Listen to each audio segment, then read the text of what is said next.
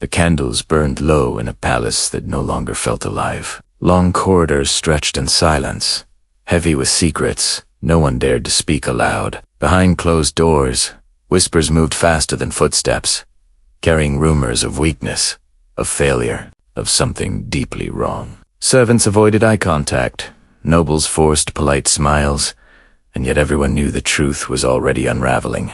An empire stood vast and feared across continents, but at its very center, something fragile was breaking. In the late 17th century, within the grand courts of Spain, a king sat, alone, physically weak, painfully isolated, and burdened by a legacy he could neither control nor escape. His name was Charles II, the last of a dynasty that had once ruled half the known world.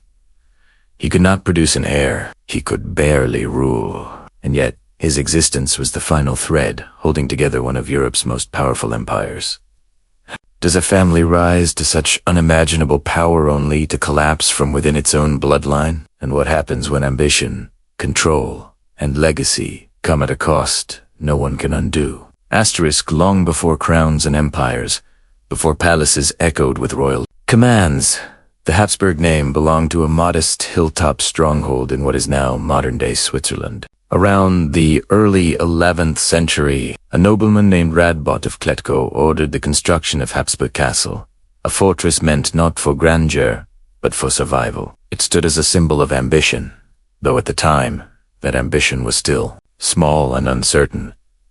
"I built this to last," Radbot is believed to have told his kin, standing over the rising stone walls, "not just for us, but for those who come after." His family was not among the great powers of Europe. They were minor nobles, navigating a fragmented political landscape within the Holy Roman Empire. Power was scattered, loyalties were fragile, and survival depended less on strength and more on careful positioning. From the very beginning, the Habsburgs learned that influence was not always taken by force. It could be secured through patience, alliances, and calculated decisions.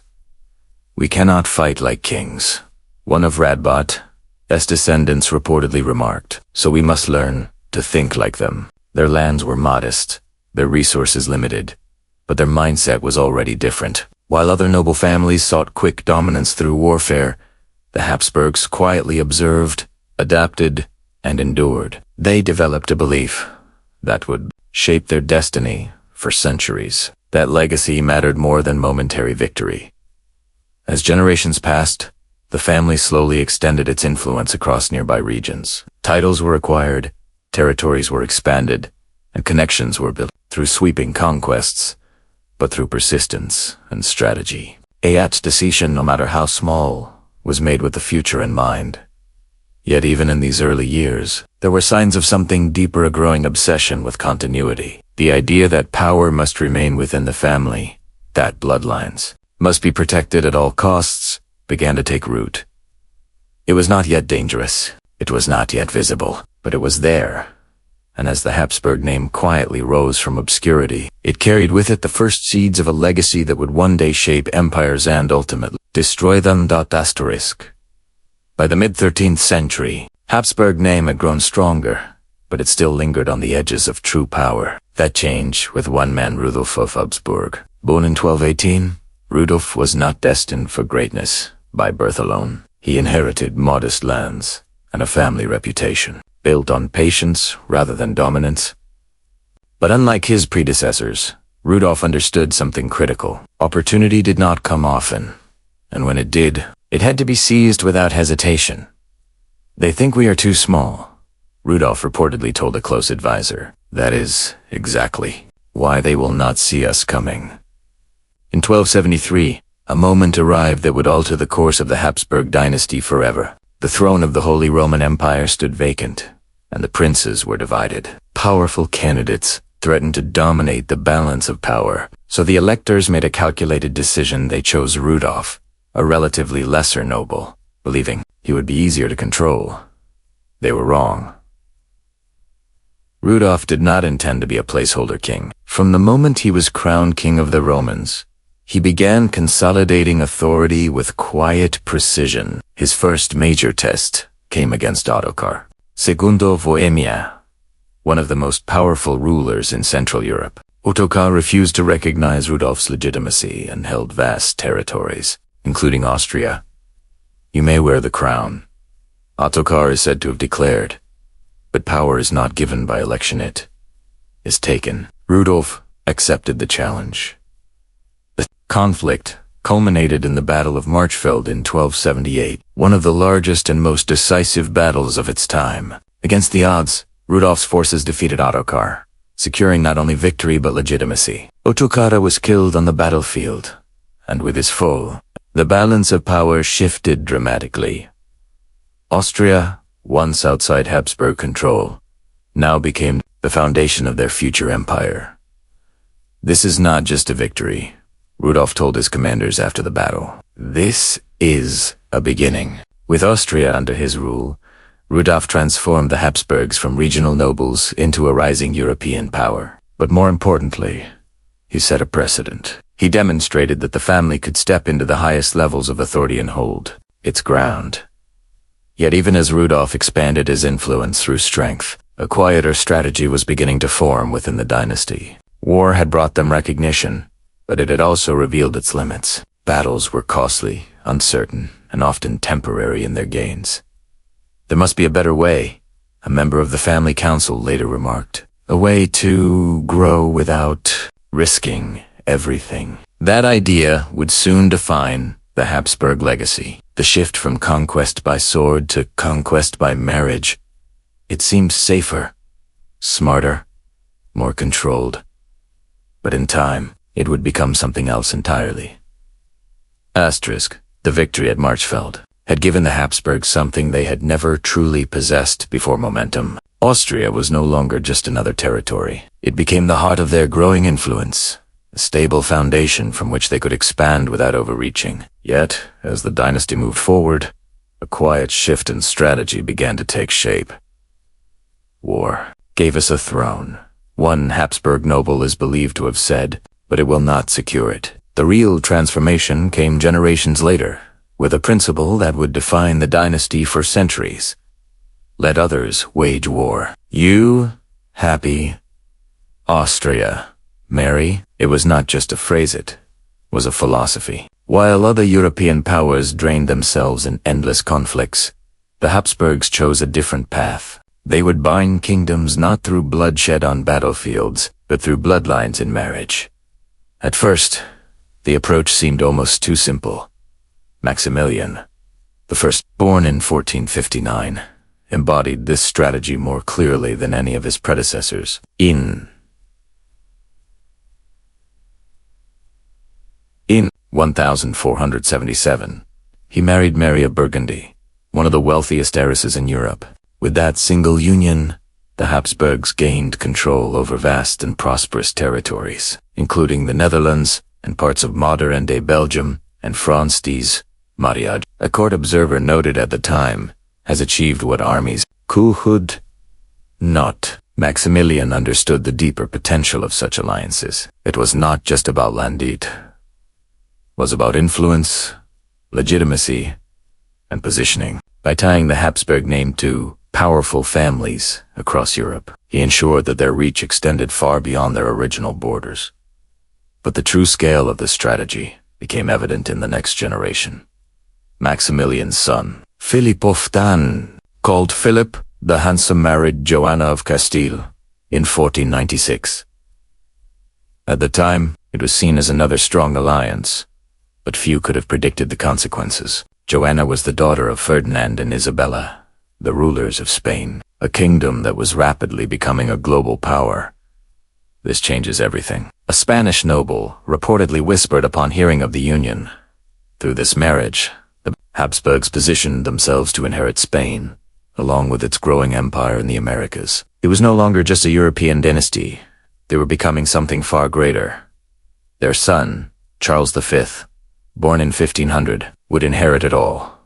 When Charles rose to power, the scale of Habsburg dominance reached its peak. He ruled not only Austria and the Holy Roman Empire, but also Spain, the Netherlands, parts of Italy, and vast territories across the New World. It was said that the son never said on his empire, phrase that reflected both its immense reach and its overwhelming complexity. I have inherited more than any man should govern. Charles is believed to have admitted, and yet I must hold it together. Under Charles V, the Habsburgs became the most powerful ruling house in Europe. Their influence shaped politics, religion, and warfare across continents. Kings negotiated with them, feared them, and often resented them. They were no longer outsiders. They were at the very center of global power. But with such expansion came new challenges. Managing an empire of that scale required constant balance. Cultural differences, religious tensions, and political rivalries began to strain the unity of Habsburg rule. The Protestant Reformation was spreading, challenging Catholic authority, while external enemies, especially France and the Ottoman Empire, tested their strength from multiple directions. Power this vast cannot remain stable forever, one advisor warned. It will either fracture or consume itself. And within the Habsburg family, another pattern was becoming more pronounced. To preserve their hard-earned dominance, they increasingly turned inward when forming alliances. Marriages between cousins, uncles, and nieces, and other close relatives became more common. At first, it seemed like a logical extension of their strategy. By keeping power within the family, they could avoid external threats and maintain tighter control over their territories. "We trust our own blood," a royal counselor once stated. No outsider can offer the same certainty. It was a decision rooted in caution, in control, and in the desire to protect everything they had built. And for a time, it worked. The Habsburg Empire remained vast, influential, and seemingly unshakable. But beneath the surface, something was changing. These marriages, designed to preserve strength, began to narrow the genetic diversity of the family. Traits repeated. Weaknesses quietly accumulated. What had once been a strategy for stability was slowly becoming a hidden vulnerability. No one fully understood the consequences, not yet. They saw only the immediate benefits. Secure alliances, consolidated power, and a dynasty that seemed destined to endure indefinitely. The future risks were distant, invisible, and easy to ignore. After all, they had achieved what few families in history ever could. From a modest castle in Switzerland, they had risen to rule an empire that stretched across continents. "We have built something eternal," a Habsburg courtier proudly declared. But eternity, as they would soon discover, often carries a cost that is not paid all at once but slowly, generation by generation. And by the time that cost became impossible to ignore, it would already be too late. By the early 16th century, the Habsburgs stood at the height of their power. But with that dominance came something inevitable. Across Europe, other rulers watched with growing unease, none more so than the kings of France. Surrounded by Habsburg-controlled territories on nearly every side, France felt not just threatened, but encircled. "They do not conquer us with armies," a French noble reportedly warned. "They surround us with marriages."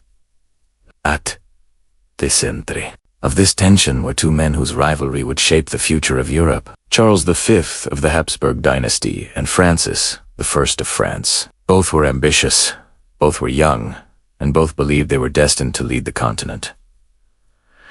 Their first major clash was not on a battlefield, but in the political arena. In 1519, the position of Holy Roman Emperor became vacant. It was the most prestigious title in Europe, and both Charles and Francis sought to claim it.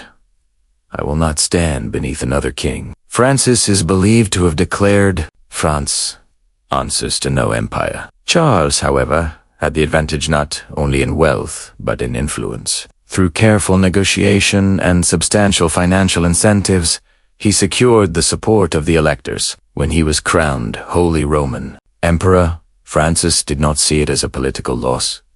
He saw it as a personal defeat. "This is not the end," Francis reportedly said. "It is the beginning." From that moment, the rivalry moved beyond diplomacy. It became emotional, ideological, and deeply personal. Charles represented a vast, interconnected empire rooted in tradition and Catholic unity. Francis, on the other hand, embodied a more independent and culturally vibrant France, determined to resist Habsburg dominance. Their conflict soon spilled into Italy, a region both saw as critical to their power. Rich, strategically positioned, and politically fragmented, Italy became the stage upon which their rivalry would unfold. "You cannot claim Europe," Francis is said to have told Charles through envoys. "Not while I still stand." Charles did not respond with words but with action. What began as competition quickly turned into confrontation, and as both sides prepared for what was to come, it became clear that this was no longer just a struggle for territory. It was a battle for supremacy. What began as a rivalry of ambition soon turned into a prolonged struggle that neither side could easily control. By the 1520s, Europe was no longer watching a political contest, it was witnessing a series of conflicts that would define an entire era. The Italian Wars, already simmering for decades, now became the primary battleground between Charles V and Francis. "Every city in Italy feels like a prize," a Venetian observer reportedly wrote, "and both men are willing to bleed for it." The tension reached a dramatic peak in 1525 at the Battle of Pavia. It was here that the rivalry took a decisive and humiliating turn. Charles V's forces defeated the French army, and Francis himself was captured on the battlefield. "I have lost everything but my honor," Francis famously wrote after his capture. For Charles, it was a moment of triumph, proof that his power was not only political but military. Yet victory did not bring peace. Instead, it deepened resentment. Francis returned to France, determined to reclaim his position, refusing to accept Habsburg dominance. "This war is not over," he reportedly declared upon his release. "It has only changed shape." As the conflict continued, alliances shifted. Unpredictably, the Pope, Italian states, and other European powers moved between sides, not out of loyalty, but out of fear of imbalance. No one wanted the Habsburgs to become too powerful, but no one fully trusted France either. At the same time, a different kind of tension was spreading across Europe, one that neither Charles nor Francis could fully control. The Protestant Reformation, sparked by Martin Luther in 1517, began to fracture the religious unity of the continent. For Charles V, a devout Catholic, this posed a serious threat. A divided faith is a divided empire. Charles is believed to have warned. He found himself fighting not only external enemies like France, but also internal dissent within the Holy Roman Empire. Princes and territories began embracing Protestantism, challenging his authority and weakening the cohesion of his rule. Meanwhile, another powerful force pressed against Habsburg. Borders the Ottoman Empire under Suleiman the Magnificent, expanding into Central Europe. The Ottomans posed a direct military threat, forcing Charles to divide his attention across multiple fronts. "We are surrounded," one Habsburg commander reportedly admitted, "from the west, from within, and from the east." The rivalry with France, once the central conflict, was now part of a much larger and more complex struggle. Wars were no longer isolated, they overlapped, feeding into one another, creating a constant state of instability. For Francis, the situation was equally frustrating. Despite moments of strength, he could not decisively overcome Charles. And for Charles, despite his vast empire, control seemed increasingly fragile. What had started as a contest between two rulers had evolved into something far more dangerous, a web of conflicts pulling Europe in different directions. And beneath it all, the Habsburg Empire continued to stretch itself thin, holding on to power across continents while cracks quietly began to form. By the mid-16th century, the Habsburgs had achieved what many rulers could only imagine. They stood at the center of European power, commanding vast territories, influencing kingdoms, and shaping the course of politics across continents. Yet, with this dominance came an unexpected consequence. The more powerful they became, the more they were viewed with suspicion. "They are everywhere," a French diplomat reportedly remarked, and that is precisely why they cannot be trusted. Across Europe, courts whispered about Habsburg ambition. Their influence stretched from Spain to Austria, from the Netherlands to parts of Italy, creating a sense that no region was truly beyond their reach. To some, they were protectors of stability and defenders of the Catholic faith. To others, they were an overwhelming force, too powerful to challenge directly, yet too dangerous to accept without hesitation. This dual perception created a unique struggle for the Habsburgs, not just to hold power, but to legitimize it in the eyes of others.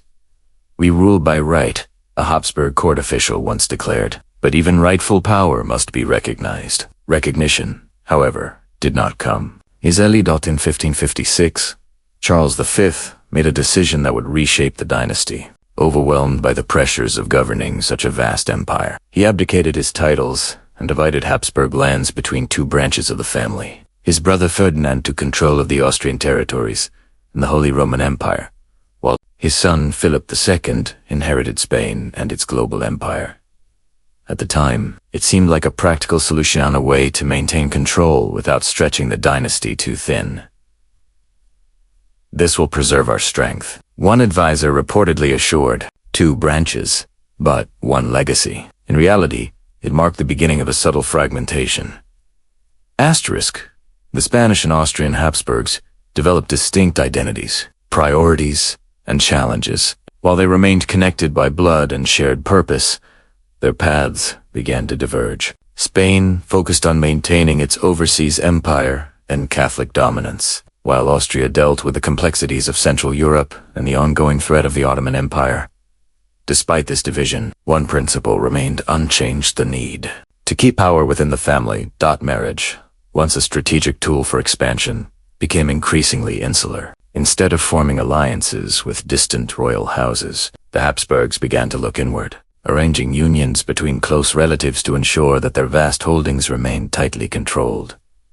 "We cannot risk losing what we have built," a Spanish court advisor reportedly argued. "Only our own blood can be trusted." At first, this approach reinforced their dominance. Territories remained unified, wealth stayed within the family, and external threats were minimized. But the cost of this strategy was not immediately visible.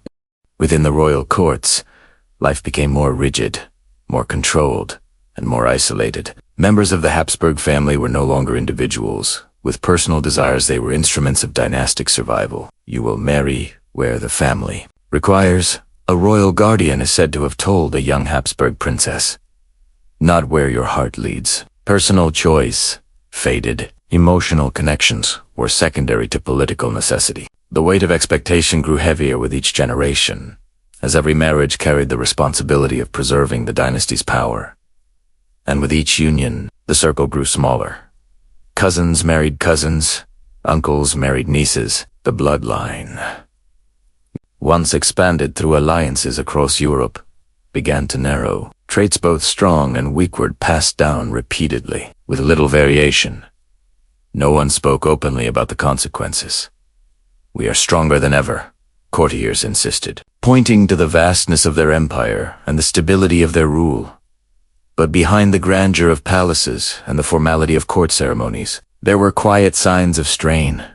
Some family members showed signs of physical weakness. Others struggled with health issues that could not be easily explained. These were dismissed as isolated cases, unfortunate but insignificant.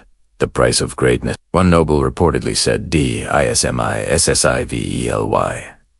At the same time, the emotional toll became harder to ignore. Royal children grew up in environments where affection was secondary to duty. Relationships were defined by obligation rather than connection. Trust was limited, even within the family, as every decision carried political weight.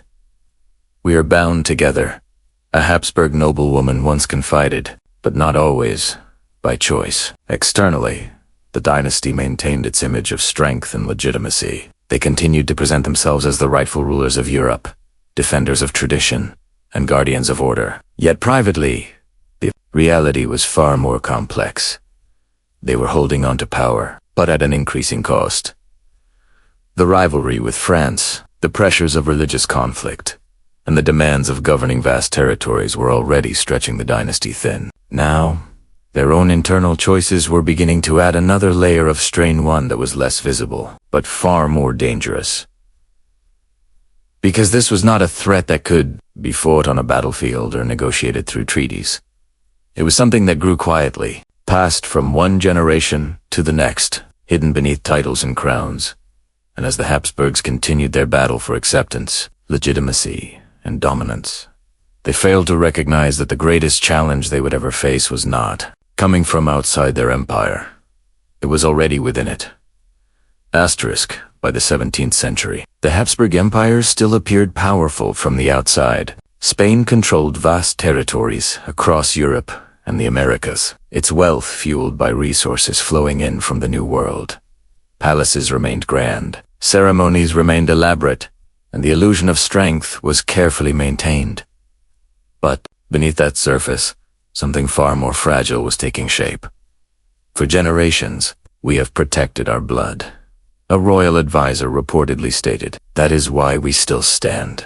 Yet that same decision to preserve power within the family had begun to create consequences that could no longer be ignored. The pattern had become clear over time. Marriages between close relatives were no longer exceptions. They were the norm. Philip II of Spain had married his own niece, Anna of Austria. Their successors continued similar unions, narrowing the genetic diversity of the dynasty with each passing generation. At first, these choices were seen as necessary sacrifices for stability. Better to trust our own than to risk everything. With outsiders, members of the court insisted. But by the mid-1600s, the effects of these decisions were becoming increasingly visible. Members of the Spanish Habsburg line began to show signs of physical and developmental challenges. Illnesses were more frequent. Weaknesses became harder to conceal. Still, the court remained silent. No one speaks of it. A palace servant reportedly whispered. But everyone sees it. In 1661, the birth of Charles II of Spain was meant to secure the future of the dynasty. Instead, it revealed the depth of the problem. From the moment he was born, it was clear that Charles was not like his predecessors. He was physically frail, often ill, and struggled with both speech and movement. As he grew older, his condition did not improve. He cannot rule, some quietly admitted. And yet, he must. Doctors, advisors, and nobles searched for explanations. But the truth remained unspoken. The dynasty that had once expanded through calculated marriages was now facing the consequences of those same choices. Charles II became a symbol of everything the Habsburgs had tried to avoid: instability, vulnerability, and uncertainty about the future. That most troubling of all was one undeniable fact. He could not produce an heir. "We have built an empire without a future," one court official reportedly confessed. As Charles grew older, the question of succession became impossible to ignore. Who would inherit the vast Spanish Empire? Who would control its territories, its wealth, and its influence? Across Europe, rulers began to watch closely, because they knew what the Habsburgs were only beginning to realize: the end was approaching. As Charles II grew into adulthood, the fragile illusion of stability could no longer be maintained. The Spanish court, once a symbol of control and authority, became a place of quiet tension and constant uncertainty. Every decision, every appointment, every whisper in the corridors carried the same unspoken question: what would happen when the king was gone? "He is our king," one courtier insisted publicly, "and he will rule." But privately, even those closest to Charles knew the truth. He struggled to govern effectively. His health remained poor, his energy limited, and his ability to make independent decisions was often questioned. As a result, power within the court shifted into the hands of advisors, factions, and foreign influences, each seeking to control the future of the empire. "The throne is no longer held by one man," a visiting diplomat observed.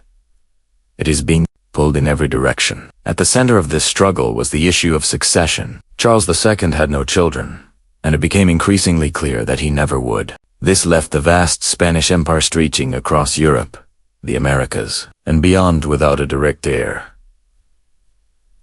Across Europe, this uncertainty sparked intense diplomatic mung and ring. France, under King Louis XIV, saw an opportunity. Through his wife, Maria Teresa of Spain, he had a claim to the Spanish throne for his descendants. At the same time, the Austrian Habsburgs believed the empire should remain within their own branch of the family. The crown belongs to us. Representatives from both sides argued, by right, by blood, by destiny. Negotiations were attempted, but trust was scarce. No power wanted to see another become too dominant. The idea of a united French-Spanish empire alarmed many, just as the continuation of Habsburg control raised fears of renewed dominance in Europe. The balance of power must be preserved, diplomats insisted, at any cost. Meanwhile, within Spain, Charles II remained at the center of Italy, pressured and increasingly aware that his life had become a political battleground. What will become of my kingdom? He is believed to have asked those around him, and what will become of me? Advisors debated relentlessly, presenting him with different options for his successor. Some urged him to name a Habsburg heir, ensuring continuity within the family. Others pushed for a Bourbon candidate, hoping to secure stability through alliance with France. Each choice carried consequences.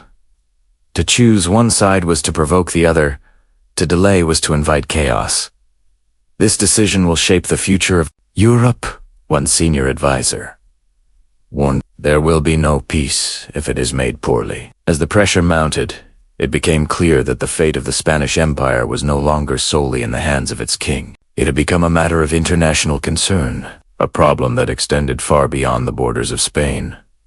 And as tensions escalated, one truth became unavoidable when Charles II died. Europe would not simply accept the outcome. It would fight for it. By the final years of the 17th century, the tension surrounding the Spanish throne had reached a point where no resolution could satisfy all sides. Every proposal was met with suspicion, every negotiation overshadowed by the fear of imbalance. Europe was no longer preparing for peace, it was bracing for conflict.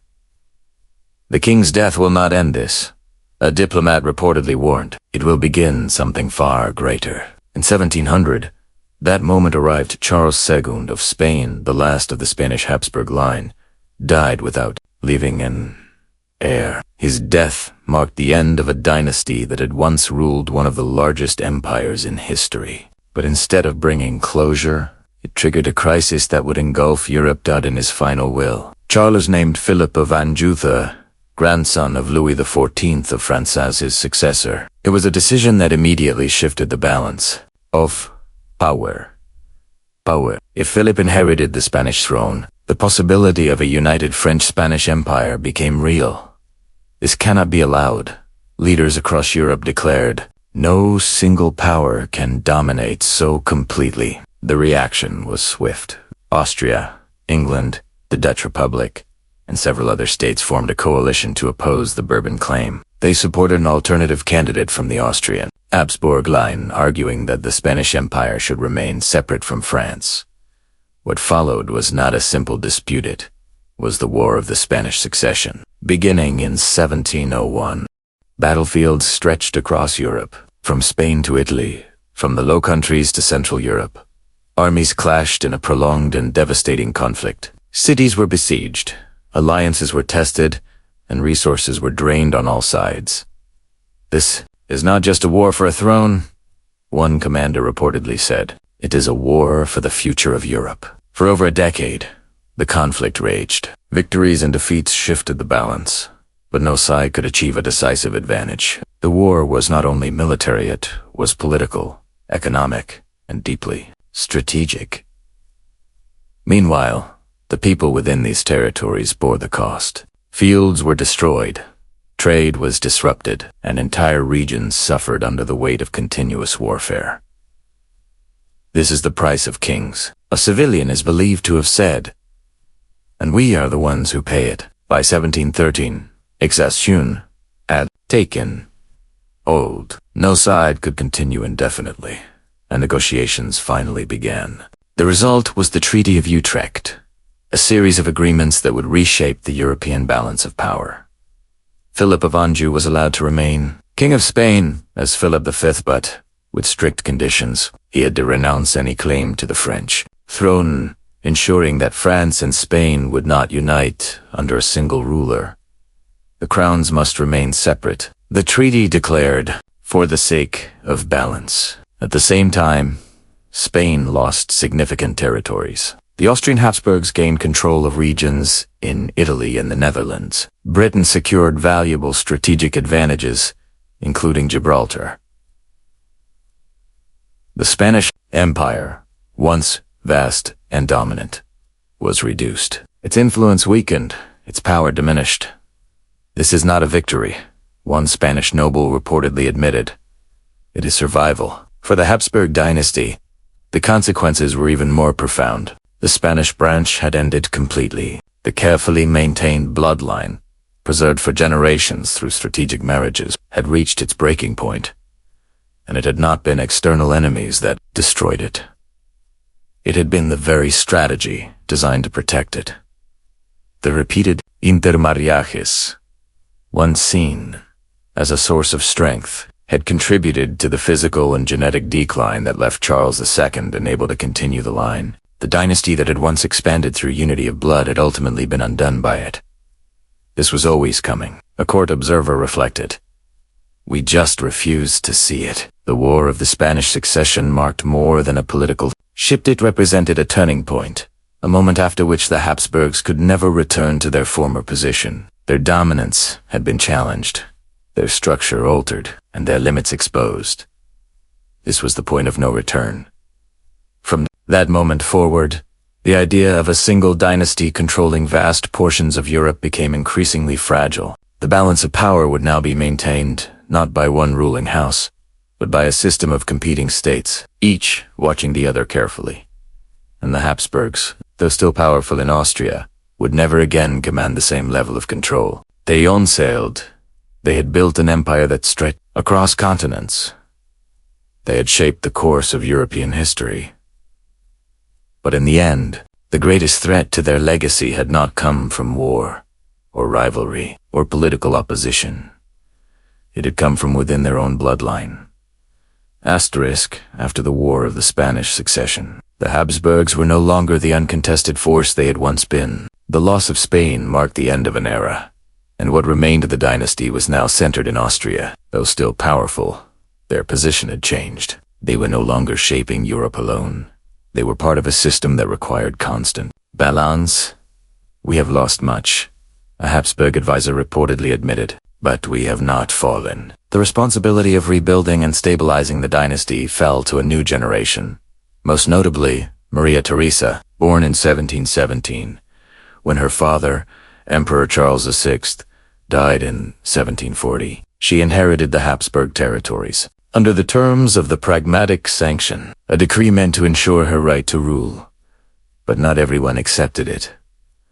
A woman cannot hold such power. Rival leaders argued the empire will not stand under her. Almost immediately, Maria Theresa faced challenges from across Europe. Prussia, Bavaria, France, and other powers saw an opportunity to weaken Habsburg control. What followed was the War of the Austrian Succession, a conflict that tested not only her legitimacy, but the resilience of the entire dynasty.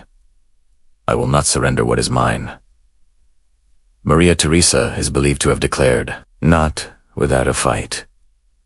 Despite initial setbacks, she proved to be a determined and capable ruler. She reformed the administration, strengthened the military, and worked to centralize authority within her territories. Her leadership marked a shift in the Habsburg approach: less reliance on inherited dominance, and more focused on active governance. She has what the empire needs, one supporter reportedly said. Not just a name, but a will. Yet even as she secured her position, the broader reality remained clear. The Habsburgs were no longer expanding, they were defending. Their role had changed from builders of empire to protectors of what remained. At the same time, internal challenges persisted. Managing a diverse collection of territories with different languages, cultures, and interests required constant negotiation. Unity was no longer guaranteed and had to be maintained through effort and compromise. This empire is not one voice, a court official observed. It is many, and they do not always agree. For Maria Theresa and those who followed her, the task was not to restore the past, but to adapt to a new reality. The age of uncontested dynastic dominance was over. What remained was a legacy that had to be carefully preserved, one decision at a time. Asterisk, even as the political power of the Habsburgs began to stabilize rather than expand, their presence across Europe remained deeply visible not only through influence, but through the physical and cultural symbols they left behind. If their empire was no longer growing, it was still being remembered, reinforced, and displayed through grandeur. "We may lose lands," a court architect reportedly said, "but what we build will remind the world who we were." Nowhere was this more evident than in Vienna, the heart of Habsburg authority. The city transformed into a center of imperial identity, where architecture, art, and ceremony reflected both the dynasty's past glory and its ongoing relevance. Palaces were not merely residences, were statements. The Hofburg Palace, expanded over centuries, stood as a living symbol of continuity. Each wing, each hall, each carefully designed chamber told a story of power that had been built layer by layer. It was not a single creation, but an accumulation of ambition, shaped by generations. "This is not just a palace," Abisi Toronse remarked. "It is history made visible." Beyond the Hofburg Schönbrunn Palace emerged as another defining symbol. Commissioned as a summer residence, it embodied elegance, control, and refinement. Its vast gardens, symmetrical design, and carefully planned interiors reflected a desire not only for comfort, but for order, contrast to the political instability that often surrounded the empire. "Here, everything is as it should be," a noblewoman reportedly said while walking through its halls. Perfect, controlled, unchanging. That these structures were more than displays of wealth. They were tools of perception. In a time when political authority could be questioned, visual dominance became a way to reinforce legitimacy. Visitors, diplomats, and rivals alike, were meant to see not decline. "But in Durance we are still here," the architecture seemed to declare. "And we remain unshaken." The Habsburg legacy was not limited to buildings. It extended into music, art, and intellectual life. Vienna became a center for composers, thinkers, and artists, many of whom were supported directly or indirectly by the imperial court. Music filled the halls of Habsburg palaces, not just as entertainment, but as expression. It reflected the sophistication of the court, the refinement of its tastes, and the image it wished to project to the world. Even in uncertain times, a court musician reportedly said, "There must be harmony." Diplomacy, too, became a defining element of their legacy. If earlier generations had relied on marriage and expansion, later Habsburg rulers focused on negotiation, balance, and strategic alliances. They played a central role in maintaining stability within Europe, often acting as mediators between competing powers. "War reshapes borders," a Habsburg diplomat observed, "but diplomacy shapes the future. Through treaties, alliances, and careful positioning, the dynasty continued to influence European politics long after its peak had passed. Their role evolved, but it did not disappear. Yet behind these enduring symbols, palaces, traditions, and cultural achievements, there remained a quieter truth. The grandeur often masked the effort required to maintain it. For every carefully preserved hall, there were decisions made behind closed doors. For every elegant ceremony, there were negotiations shaped by necessity rather than confidence. The image of stability was maintained not because it was effortless, but because it was essential. We cannot allow the world to see weakness. One court official reportedly insisted, "Not now." And so, the Habsburgs continued to build, to host, to create not only for themselves, but for the legacy they wished to leave behind. Because even as powers shifted in the world around them, change, they understood something fundamental. Empires may rise and fall, but symbols if crafted carefully can outlast them. Asterisk. By the 19th century, the world the Habsburgs had once dominated was changing in ways they could no longer fully control. The old order of dynasties and empires was being challenged by new ideas: nationalism, independence, and the belief that people should govern themselves rather than be ruled by distant monarchies. We are no longer feared as we once were, a Habsburg official reportedly admitted, and perhaps no longer understood. The Austrian Empire, and later the Austro-Hungarian Empire, established in 1867, was a vast and diverse realm. It included Germans, Hungarians, Czechs, Slovaks, Croats, Serbs, and many others, each with their own language, culture, and identity. What had once been a strength, a collection of territories bound under one crown, now became a source of tension. This is not one nation, a critic observed. It is many, forced to act as one. Managing such diversity required constant negotiation. Concessions had to be made, agreements reached, and compromises carefully balanced. The creation of the dual monarchy between Austria and Hungary was one such attempt, an effort to stabilize the empire by recognizing Hungarian autonomy while maintaining overall unity. It is a solution, one advisor reportedly said, but not a permanent one. Despite these efforts, dissatisfaction continued to grow. Nationalist movements spread across the empire, demanding greater independence or complete separation. The authority of the Habsburg rulers, once unquestioned, was now openly challenged. At the same time, the empire faced external pressures: industrialization, shifting alliances, and the rise of other European powers created an increasingly unstable environment. The Habsburgs were no longer setting the pace, they were struggling to keep up. "We are reacting, not leading," a military officer reportedly admitted. The turning point came in 1914. Archduke Franz Ferdinand, heir to the Austro-Hungarian throne, was assassinated. In Sarajevo, his death was not just a personal tragedy, it became the spark that ignited a global conflict. "This changes everything," one observer reportedly said. "There will be no going back." In response, Austria-Hungary declared war on Serbia, setting off a chain reaction of alliances and declarations that quickly escalated into the First World War. What began as a regional conflict soon engulfed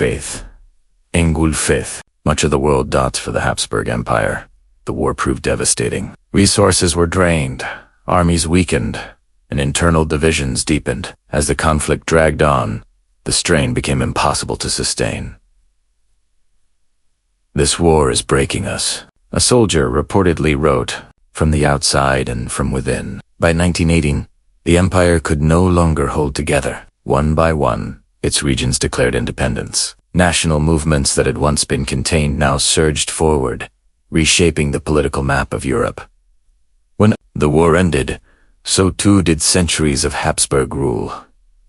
The Austro-Hungarian Empire collapsed, replaced by a collection of independent nations. The dynasty that had once controlled vast territories across continents was reduced to history. "We ruled for centuries," a former court official reportedly reflected, and yet, in the end, it slipped away so quickly. It was not a single defeat that ended the Habs. Burg.